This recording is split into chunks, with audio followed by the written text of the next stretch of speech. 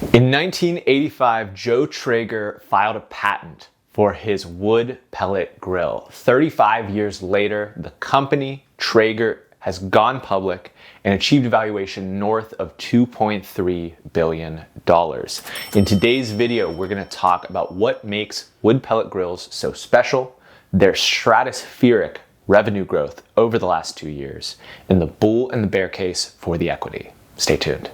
It is Friday, July 30th. This is the Piper Rundown. We analyze business and culture to help you win. We are on a mission here on the Aaron Watson and Piper Creative channel to hit 10,000 subscribers before the end of the year. We are already halfway to that point. Thank you so much. We're halfway there. Sorry.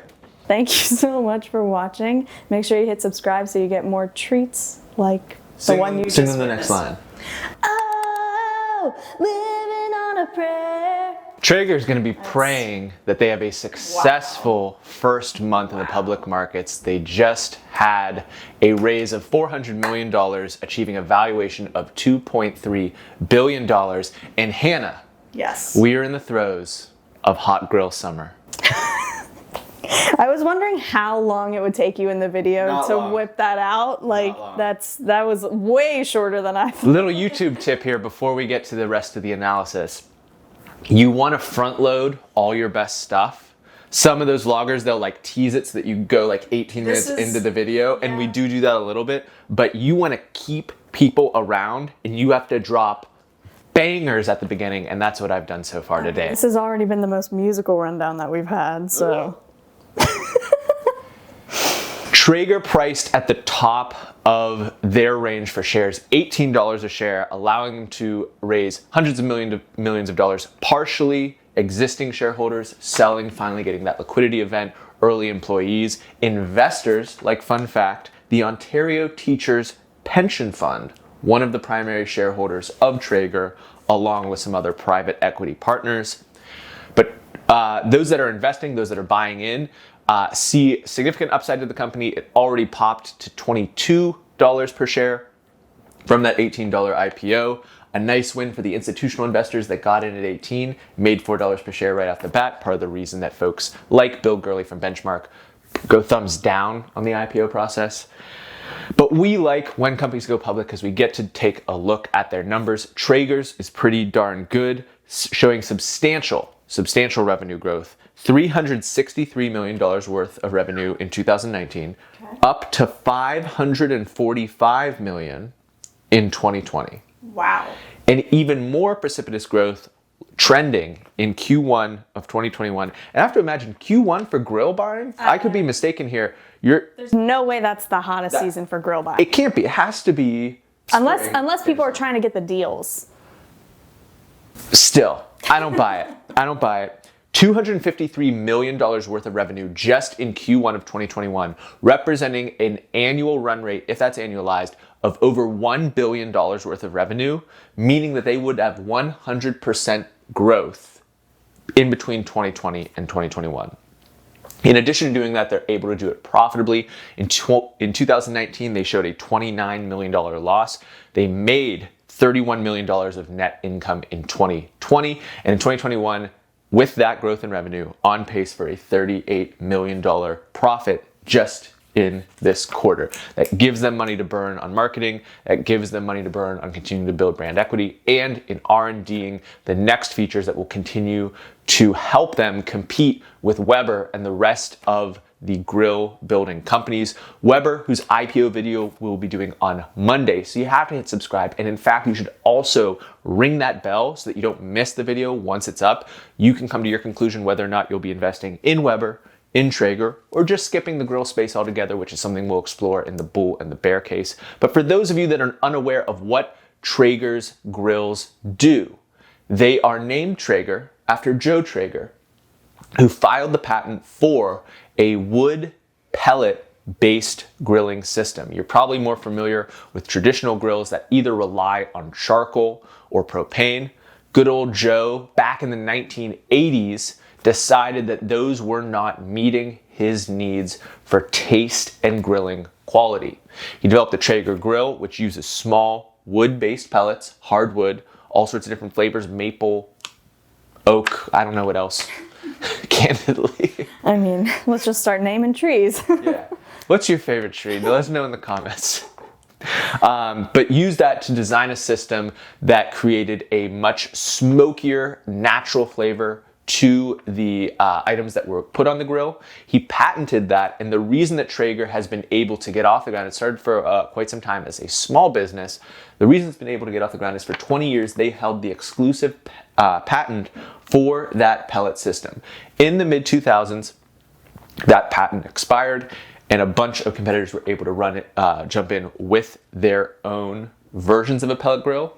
But with a company like Weber and some of these other grill makers, they either don't have a kind of high-end luxury model for coming to market, or they kind of have a diversified approach. Weber, they have their propane grills, they have their charcoal grills, and Traeger's wood pellet, they compete with, but it's not the primary avenue of competition. There's plenty of people that don't want to deal with wood pellets. They want something a little simpler, more conventional, like a propane grill. Absolutely.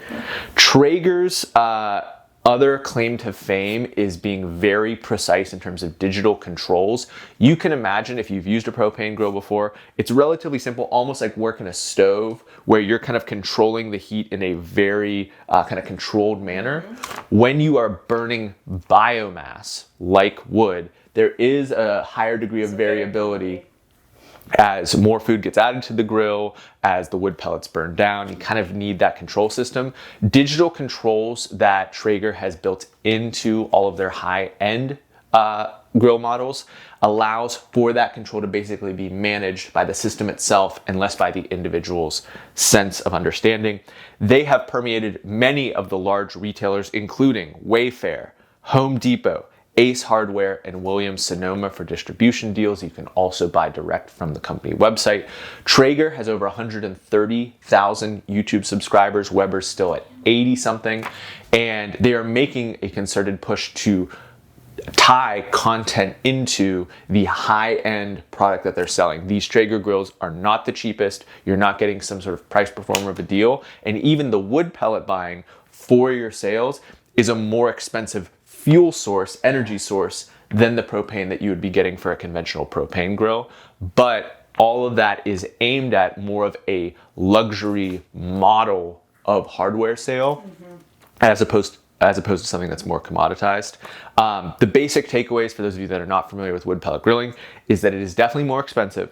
It is definitely harder to clean, and it is a slower cooking process. This is more of a smoking than a quick kind of throw it on, sear, get going. Not to say that you couldn't do that if you really get the thing cooking up nice and hot, but the primary appeal or the approach that people take with these Traeger grills is you throw your ribs on there, it smokes for 6, 8, 10 hours, and you get a special flavor for a considerable amount of cooking time and pellets being burnt down. Yeah, I mean, this is Traeger's bread and butter. We talk about this all the time with the streaming wars and why Netflix is specifically positioned in the way that they are, like so far ahead of the competition. And we haven't really touched on the streaming wars in a while, but they, like, streaming and providing content and making original content, they've been doing it the longest. They leaned into what they've always been doing, and it was their sole focus. Traeger's, in the same sense, have always done the wood pellet grilling. Despite that, though, we do talk about like Reed Hastings still running Netflix since its inception. Yep. Joe Traeger and his family have actually had like lawsuits against the Traeger brand, which was bought out. Obviously, if it's primarily owned by private equity firms and the Ontario Teachers Pension, you can tell that there's been some turnover in the equity and ownership. But Jeremy Andrus, who also founded Skull Candy, is now the CEO of the company. He's got the headquarters based in Salt Lake City, Utah, on the Silicon Slopes, and is basically trying to bring this as the kind of the next era of grilling, particularly for the folks that want to spend more on household goods. Makes sense. Cool. On to the comps. Anytime you want to understand a company, it is very helpful to better understand the landscape surrounding that company and look at some comparable companies and some of their competitors. So Aaron, tell us about the comps. So the main competition's Weber, they're IPOing. We're going to obviously talk about that more next week, so ring that bell. $5 billion market cap is where Weber is looking. They have more revenue. They have a wider, more diversified portfolio of products, but they have brought their own pellet grill to market. You can read the reviews online, some differing opinions. I couldn't find a kind of unified view. Clearly Weber, which is well-resourced and sees the threat that Traeger represents to their share of the overall grill market, wanted to compete and try to outdo some of Traeger's primary features. But that being said, there were some design considerations that some people point to as a potential shortcoming. Also, you've got the barbecue guys, which is not a grill maker so much as an online marketplace, online forum, online platform for all sorts of barbecue and grill sale occurrences. $963 million SPAC that was also announced this year. We've got some other companies coming up the pipe that could also be considered for that type of sale. But the other two companies that we want to point out that you can go do more of your research on to see if you think that this is a comparable frame of reference. Number one be the Clorox company, which has a $22 billion market cap and is the maker of Kingsford charcoal. So if you want to actually get a feel for the grilling market generally, you want to get an understanding of what's happening with propane grills, what's happening with charcoal grills, and what's happening with wood pellet grills. Because if you can contextualize all that, that will inform where you might think Traeger is going in the future. Similarly, Traeger's connection to the digital and their brand positioning as something of a premium high status item that could be showed off, that's tied to social experiences, and the fact that they have a considerable content platform to go along with their hardware sales reminds me of Peloton. Peloton, which has a $35 billion market cap, does the same thing. They sell a piece of equipment that is expensive to produce, but is to some degree a commoditized, lower cost item than the price point that they hit. We've talked in the past about Nordic Track, which also sells stationary bikes like Peloton, struggles for the same multiple on earnings that Peloton achieves, but because they've wrapped it in a subscription, because they've attached all these digital gizmos and gadgets to it, people get excited for it, and it has this differentiated brand positioning. But if you want the core function of the thing, you can go other places for a cheaper price to get it. But because we're humans and we care about all sorts of things beyond the pure facts on the ground, we might get a little bit less excited. Yeah, that's a great comp. Credit to me. Credit to you. Damn, bringing the heat. I wish I had a song to play off of that so we can make this a musical video, but we do not. We're not musical people. Speak for yourself. Okay. On to the meme factor. If you're unfamiliar with the meme factor, it is where we rank the memeability of a company on a scale from 1 to 5. And let me just jump in real quick. We got some hate on a previous video about how we don't have unbiased opinions. First of all opinions are biased. And if you can't tell that this is us giving you some facts, but also like clearly spinning our take and our opinion on things, I cannot help you. What we're about to do is the most unscientific, subjective thing that we could be producing. And if you don't get that, this is just not the channel for you. Buy, get. Go on, get. On to the meme factor. 3 is completely neutral. 1 is not memeable at all. In fact, there might be negative narratives surrounding the company. And 5 is off the chart memeable. Think Elon Musk and Tesla. Aaron, what is your meme factor score? Sorry, you were drinking coffee. What is your meme factor score for Traegers? It's hot grill summer, baby. It is hot grill It's hot grill summer, 4.2, 4.20. Yeah, honestly, because of hot grill summer and generally just like the barbecue grilling environment, like everyone's going nuts over the grills this summer. I'm going 4.1. 4.20. All right. And finally, the bull and bear case. If you've made it this far in the video, we appreciate you. Make sure you're subscribed so you can follow along with all the rest of the IPOs we cover here on the rundown. The bull and the bear case. Aaron. Bull case, brand equity, Zamboni, Hoover. These are brands that represent a hardware product that becomes synonymous with the hardware product itself. The Weber wood pellet, some collection of letters like a BMW, whatever series class, blah, blah, blah, does not hold the same clarity in your mind as what a Traeger grill is. A Traeger grill is based off of wood pellets. It's a smoker. It is going to give you a high-end luxury taste. They've owned that corner. They have planted their feet at the ground. And for those of you that are focused on barbecuing, I'm sorry if I butchered some of the explanations of what's happening, but you know that Traeger occupies that space unambiguously and has done so for decades. That is not easy to lose. That is not easy to compete with. And that is why they can charge high margins on manufactured steel. And unlike a ton of other companies and legacy brands who may have, carved out their corner in whatever industry they're in, Traeger's is super unique in the sense that they do have over 100,000 subs on YouTube, and it is not easy for brands and big companies to gain that sort of content following. But if you're focused on food porn, like if that's what you're yes, making, it's relatively easier, but still impressive, and they can do a lot with that. Totally. The other part of the bull case is two very specific macro trends that are occurring. Number one, the millennials are aging up. They're aging out of youthful exuberance into something approaching middle age. I'm dealing with it really well. Don't ask me about it. That was so sad. So sad. I'm doing great. I'm glad. I'm happy for you. I'm so happy. As they buy houses, as they settle down, as they start families, grilling becomes where their marginal disposable income might go, as opposed to taking that to the club or to the bar. The other part of it is general trends around wellness and healthy eating. I'm not saying that every single thing that you might cook on a grill is necessarily healthy, but knowing that you cooked it yourself, your way, with proper ingredients is something that lends itself towards the more healthy influenced individuals. And I see that personal cooking, household items as being tied to that sort of macro trend as well. It's not the same as like being in your fitness club or a Peloton, but I do think that there is a connection there. If you disagree, let me know in the comments. On the bear case, I think the one thing that you would point to in a kind of short to medium term is, with the pandemic, we just had this hyper concentrated window of household item purchasing.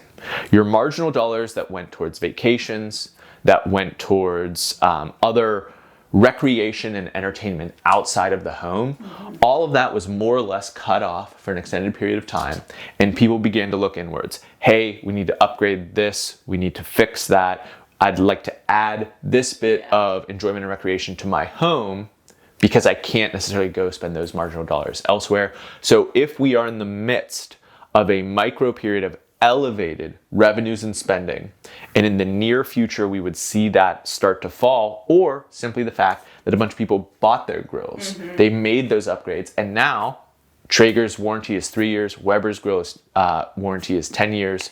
They're not going to be buying another grill next year or the year after that. And so if that were to decline, and I think that there's a decent argument for that given the fact that all of these companies are rushing into the public markets. They've seen that climb in revenue, 100% growth. Yeah, that's pretty crazy. That's not common for well-established hardware companies. Yeah. If that's occurring, perhaps the insiders are saying to themselves, it's time to get out. It's time for that liquidity event. It's time to pass this equity off to retail audiences. And that would make me slightly nervous. The other thing that I want to point to is Weber is able to compete on price. They do have a collection of, they have the resources to compete for any sort of grill development R&D, and many of the products and features that made Traeger distinct for a while have been copied or emulated.